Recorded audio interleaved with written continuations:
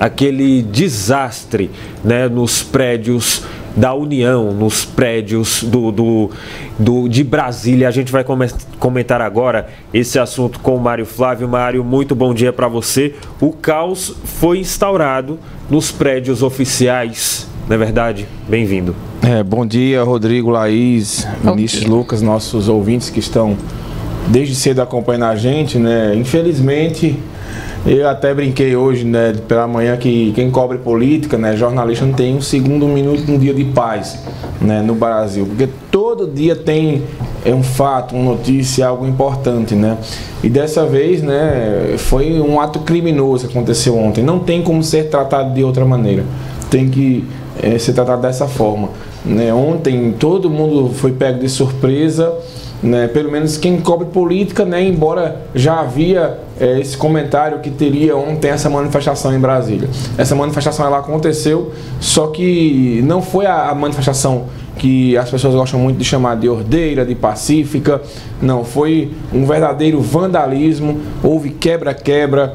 Os alvos, como vocês já disseram aqui na abertura do jornal, né, foram, né, as sedes do Congresso Nacional e do Supremo Tribunal Federal, né, com nem imagem do Cristo Redentor ela foi poupada, né, dos atos de crueldade, dos atos de dano ao erário público, né, dos atos que ontem deixaram o país em choque pela forma violenta que aconteceram, né, pelo quebra-quebra, né? Imagine quanto não vai ser para recuperar aquele material que foi danificado, fora a imagem que a gente passa de uma desordem generalizada que está acontecendo no Brasil.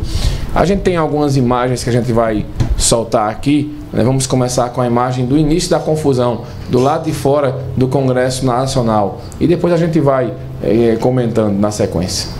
Pessoal, muita gente lá fora, pessoal. A polícia não conseguiu conter o povo. Não conseguiu conter o povo. Quebraram as janelas, quebraram tudo, entraram dentro da casa, quebraram. Tem um outro também, né, Mário? Você bota o outro também, Vinícius. Essa imagem na porta do bloqueio, né, na frente do bloqueio, com os manifestantes entrando e os policiais reagindo com gás de efeito moral. Vamos ouvir.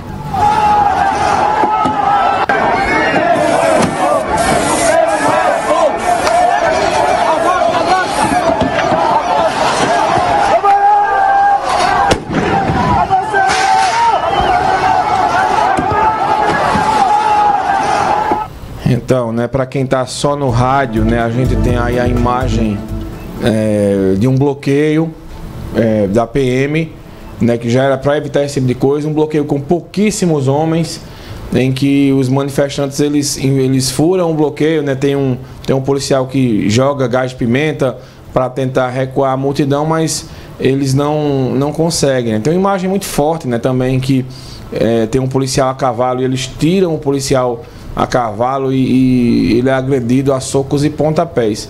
Então foi um caos ontem, é revoltante você ver isso, né? Porque são pessoas, eu não gosto, sabe, Rodrigo e Laís, de desse estereótipo que foi criado, né, de fulano bolsonaristas fazem isso, bolsonaristas fazem aquilo.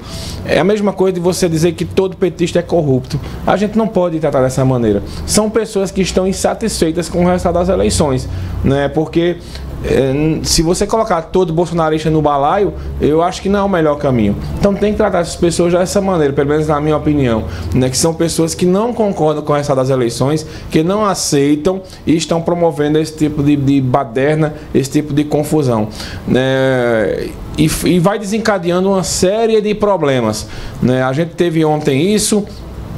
Na sequência dessa confusão, o governador Ibanez Rocha demitiu, né, o secretário de Segurança Pública, que era o ministro da Segurança de Bolsonaro e foi nomeado lá. E ele estava ontem em férias, inclusive viajou para os Estados Unidos e até levantou-se uma teoria da conspiração que ele teria ido lá aos Estados Unidos articular essa história de ontem, ele negou veementemente, disse que nem Bolsonaro ele encontrou por lá. Mas o fato é que o Ibanez Rocha demitiu o secretário. O Anderson Torres foi demitido, inclusive a PGR pediu a prisão do Anderson Torres, né, pela omissão que ele aconteceu. E as coisas foram se desencadeando, né? Ontem ainda o presidente Lula chama a imprensa para uma coletiva e anuncia a intervenção federal no estado do Rio de Janeiro. O que é Distrito Federal, perdão, é porque teve uma no governo Temer no Rio de Janeiro, eu confundi aqui. O que é essa intervenção no Distrito Federal? A segurança pública, a partir de ontem, da assinatura desse decreto do presidente da República, ela fica sob a égide, sob a responsabilidade do Exército Brasileiro. Então, a Polícia Militar, ela dá um suporte à Polícia Militar do Distrito Federal, mas a segurança no espaço, ela vai ser feita pelos oficiais do Exército. Então veja a que ponto nós chegamos. E uma coisa curiosa, né? Parte dos insatisfeitos aí com as restadas eleições pediram o tempo todo por intervenção. Ela aconteceu, mas ela foi dada pelo presidente Lula. E na sequência, na madrugada, ainda nós temos o vídeo do Ibanez, né? Ele pedindo desculpas ao presidente Lula. Vamos soltar esse vídeo para depois comentar a última consequência da noite, que a noite foi cumprida, viu? A noite foi longa ontem em Brasília. Dirigir aqui primeiramente ao presidente Luiz Inácio Lula da Silva para pedir desculpas pelo que aconteceu hoje na nossa cidade, a presidente do Supremo Tribunal Federal, ao meu querido amigo Arthur Lira, ao meu amigo Rodrigo Pacheco. Todos sabem da minha origem democrática, todos sabem do meu trabalho junto à Ordem dos Advogados na defesa da democracia do nosso país. E o que aconteceu hoje na nossa cidade foi simplesmente inaceitável. Nós vínhamos monitorando desde a tarde de ontem, juntamente com o ministro Flávio Dino, todos esses movimentos que estavam chegando ao Distrito Federal. Conversamos de ontem para hoje por várias vezes e não acreditávamos em momento nenhum que essas manifestações tomariam as proporções que tomaram. São verdadeiros vândalos, verdadeiros terroristas que terão de mim todo o efetivo combate para que sejam punidos. É isso que nós queremos. Brasília é um palco de manifestações pacíficas, onde as pessoas merecem e têm o direito de viver em liberdade. Isso que aconteceu foi inaceitável e eu, em momento nenhum, vou admitir. Nós vamos até o final com... Pronto, então no final da noite de ontem, né, começo da madrugada de hoje, quando muita gente já dormia, saiu uma decisão do Supremo Tribunal Federal do ministro Alexandre de Moraes com a determinação do afastamento do governador Ibanez Rocha por 90 dias.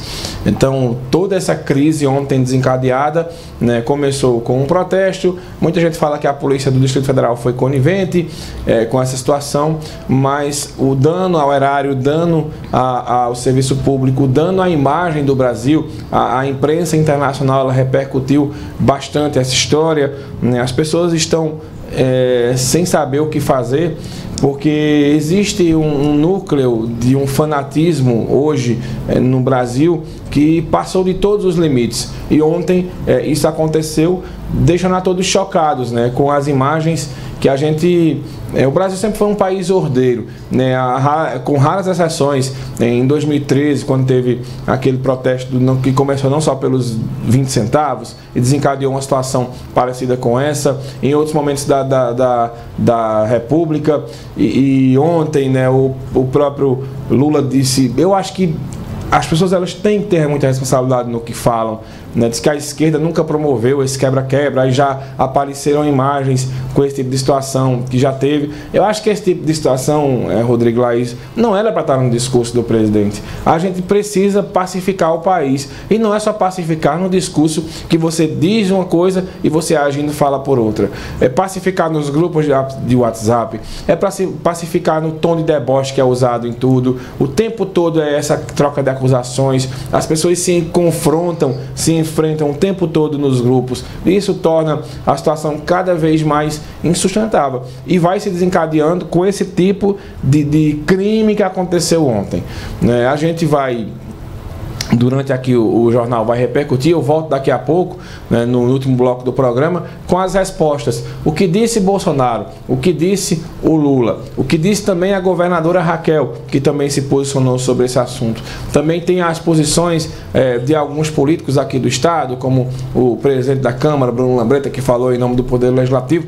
Muita gente se posicionando. Então, no último bloco aqui do jornal, eu volto para falar mais desse caos que foi instaurado e o que pode acontecer daqui para frente, né? Porque eu acho que se o Ibanez Rocha ele foi afastado, eu acho que também o primeiro grande teste do ministro da Justiça, Flávio Dino, ele fracassou. Tá certo, Mário. A gente vai fazer aquele intervalo rapidinho agora no jornal, mas no próximo bloco tem mais informação para você.